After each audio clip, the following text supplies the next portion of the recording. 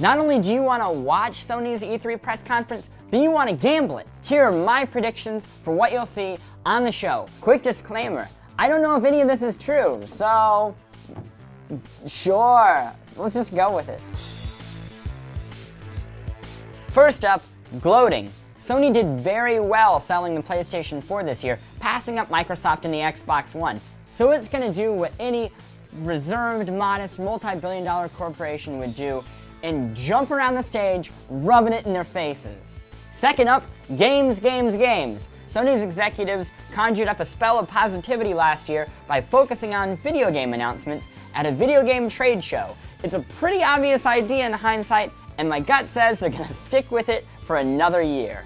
Let's talk about those games, or more specifically, let's talk about not actually seeing those games. Yes, I predict that we'll see not one, but two pre-rendered trailers, probably both from Square Enix, because it wouldn't be an E3 press conference without them. Next up, something from Quantic Dream that is absolutely beautiful and involves a naked video game character taking a shower.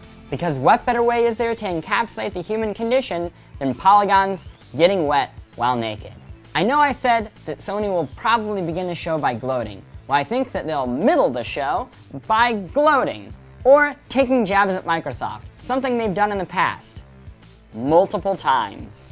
What? Boom! You got him right there, old boy. Good sport. I said we're going to talk about games, and we're going to talk about games, namely Guerrilla Games. They're going to announce something that isn't Killzone. My heart says it'll be a socio-political experiment about living in a fantastic sci-fi setting. My brain says it'll be an action role-playing game. After that, Project Beast, which is the sequel of sorts to Demon's Souls, a spiritual successor to Dark Souls, and it doesn't matter because if From Software makes it, its legion of fans will buy it, meaning Sony just sold a lot more hardware.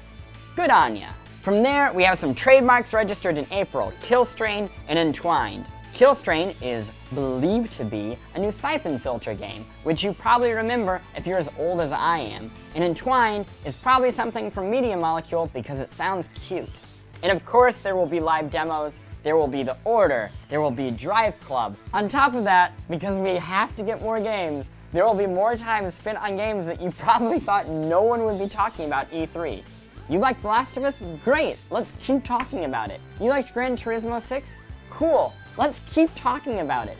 You liked, I don't know, Infamous? Great, we've got DLC, we can keep talking about it.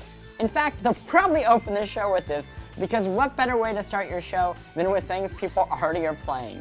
Speed round. We're gonna see a bunch of indie games put up on a board because they have like 1 billion of them, and one of them is gonna be some crazy big exclusive, I'm sure.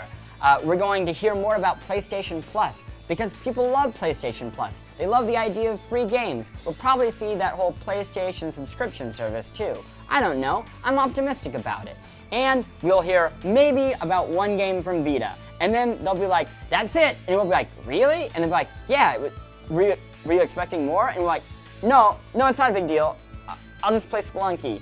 And then, at the very end, they'll be like, here is, and just like splice one of these in, a new Uncharted, a new God of War, or The Last Guardian. If I were you, I would invest all my hopes and dreams in The Last Guardian, because that pays off every year.